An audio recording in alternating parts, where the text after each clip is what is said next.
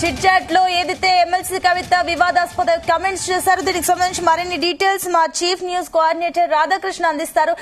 రాధాకృష్ణ, ప్రస్తుతం అటు ఏదైతే ఎమ్మెల్సీ కవిత చేసిన కమెంట్స్ ఒక పక్క పూర్తిగా దుమారం రేపుతుంది, అటు బీఆర్ఎస్ నేతలు ఇప్పుడు స్టాండ్ ఏ రకంగా ఉండబోతుంది? ఎందుకంటే ఎమ్మెల్సీ కవిత బీఆర్ఎస్ ఉనికిని ప్రశ్నించారు, ఈ రకంగానైనా పార్టీని నడిపేదన్న ప్రశ్నలు కూడా ఆవిడ లేవనెత్తారు. కాబట్టి ఇప్పుడు బీఆర్ఎస్ పార్టీలో చీలికలు భవిష్యత్తులో ఉండే ఛాన్సెస్ ఉన్నాయా? అండ్ ఏంటి బీఆర్ఎస్ పార్టీ కేడర్ ఏ రకంగా స్పందించబోతుంది?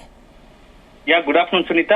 మొత్తంగా ఉన్నట్టుండి ఏకకాలం దాదాపు వారం రోజుల తర్వాత కవిత ఒక్కసారిగా బీఆర్ఎస్ పై బాణం ఎక్కుపెట్టిందని చెప్పొచ్చు. అనేక ప్రశ్నలు ఒక బీఆర్ఎస్ నుంచి బీఆర్ఎస్ క్యాడర్ కావచ్చు, ఇన్ని రోజులు ఏదైతే కవిత ఏం చేయబోతుంది, కవిత ఏం ఆలోచన ఏందనే దానిపైన ఈ రోజు ఒక్కసారిగా బీఆర్ఎస్ లోనే కవిత అనేక ప్రశ్నల వర్షం కురిపించింది. సో బీఆర్ఎస్ లో ఒక అలజడి రేపిందని చెప్పవచ్చు. ముఖ్యంగా పార్టీ అధినాయకత్వం తీరును ప్రశ్నించింది. అదే సందర్భంలో పార్టీ బీఆర్ఎస్ కొనసాగించడం ఇష్టం లేదు, బీజేపీలో విలీనం చేయబోతుందని చెప్పేసి ఒక ప్రకటన చేసింది.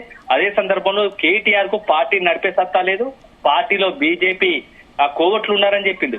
అదే సందర్భంలో ఏకంగా తెలంగాణ సాధించినటువంటి వ్యక్తి పార్టీ అధినేత కేసీఆర్ కు నోటీసులు వస్తే కనీసము స్పందించలేదు.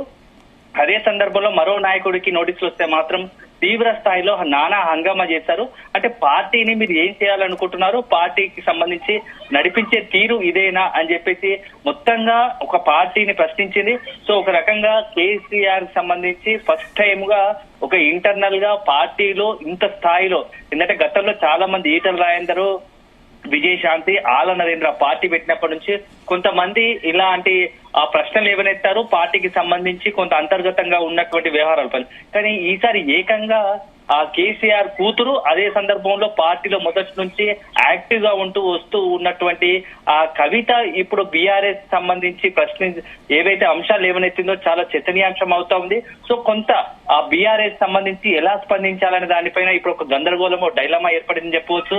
ఎందుకంటే పార్టీ అది కేసీఆర్ మంచోడే, కేసీఆర్ నాయకత్వంలో నేను పనిచేయడానికి సిద్ధం, కానీ నెక్స్ట్ కేసీఆర్ కింద చుట్టుపక్కల ఉన్న వాళ్ళు మాత్రం పార్టీని మిస్లీడ్ చేస్తున్నారు, పార్టీని పక్కదారి పట్టించే ప్రయత్నం చేస్తున్నారు, పార్టీని పూర్తిగా అంటే పార్టీకి నష్టపరిచే విధంగా చర్యలు చేపడుతున్నారని చెప్పేసి వాళ్ళ కవిత ప్రశ్నించింది. సో వాటన్నిటిపైన ఈ రోజు బీఆర్ఎస్ లో ఎలాంటి చర్చ జరుగుతుందో అనేది మాత్రం చాలా ఆసక్తికరంగా నెలకొంది. కానీ ఒక విషయం మాత్రం స్పష్టంగా కనబడుతుంది, కవిత లేవనెత్తిన అంశాల్లో మెజార్టీ అంశాలు పార్టీలో మొదటి నుంచి ఉన్న నాయకులు ఎవరైతే ఉన్నారో వాళ్ళని మాత్రం ఖచ్చితంగా ఇవి ఆలోచింపజేసేలాగా ఉన్నాయి.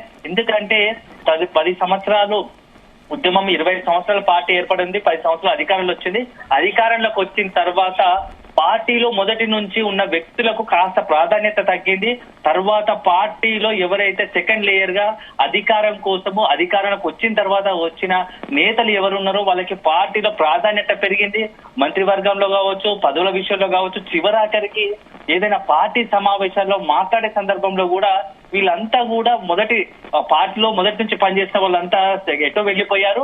తర్వాత వచ్చిన కాలక్రమంగా వచ్చిన వాళ్ళంతా కూడా ముందు వరుసకు వచ్చారు. సో ఇది చాలా విషయాల్లో పార్టీలో చాలా మంది ఎప్పటి నుంచో కూడా అధికారంలో ఉన్నప్పటి నుంచి కూడా కొంత ఈ విషయాల్లో అసంతృప్తి ఉంది.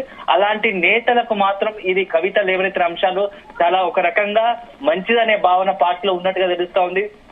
కవిత కొన్ని అంశాలు ఏమనెత్తింది, సో మొదటి నుంచి ఉన్న వారికి ప్రాధాన్యత లేదు అనే అంశం పైన ఖచ్చితంగా ఇది 100% న్యాయసమ్మతమైనదే.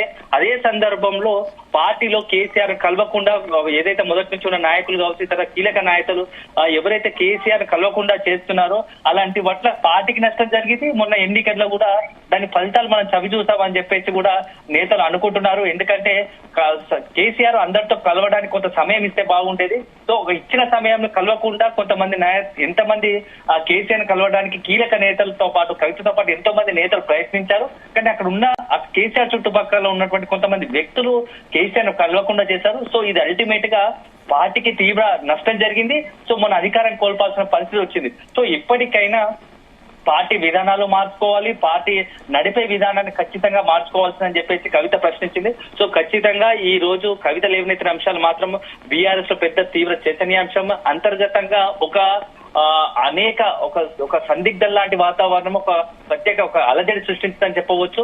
సో ఇప్పుడు పాత తరం ఎవరైతే జాగృతితో పాటుగా అనుబంధంగా పార్టీ మొదటి నుంచి ఉన్న వ్యక్తులంతా కూడా కవిత విషయంలో కొంత సానుకూలంగా ఉన్నట్టు తెలుస్తోంది. మరికొందరు మాత్రం కేసీఆర్ పట్ల సానుకూలంగా ఉన్నా ఇంకా కేటీఆర్ లాంటి వాళ్ళు అదే విధంగా ఇతర నాయకుల పట్ల నాయకత్వం పైన కొంత అసంతృప్తిగా ఉన్నట్టు తెలుస్తోంది. ఎందుకంటే కేటీఆర్ చుట్టూ ఒక కోటరీ ఉంది. సో ఆ కోటరీకి కొంతమంది పదవులు వస్తున్నాయి, వాళ్ళదే రాజ్యము.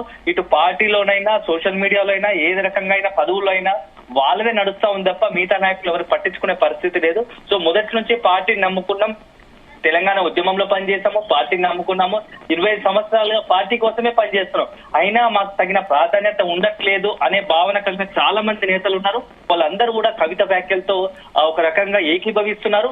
వీలైతే పరిస్థితులను బట్టి కవితతో కలిసి పనిచేయడానికి కూడా సిద్ధపడుతున్నట్టుగా తెలుస్తోంది. అలాంటి వారిలో ముఖ్యంగా ఉత్తర తెలంగాణకు సంబంధించి నిజామాబాద్, కరీంనగర్, ఆదిలాబాద్, వరంగల్ జిల్లాలో కీలకమైన కొంతమంది ద్వితీయ శ్రేణి, అదే విధంగా నెక్స్ట్ మాజీ ఎమ్మెల్యేలు కావచ్చు, వీళ్ళంతా సీనియర్ నాయకులు కూడా పార్టీ మొదటి నుంచి టీఆర్ఎస్ పెట్టినప్పటి నుంచి ఉన్న వాళ్ళంతా కూడా కవితతో ఇప్పటికే చర్చలు జరుపుతున్నట్టుగా తెలుస్తోంది. కవిత తీసుకున్న నిర్ణయం సరైనదే.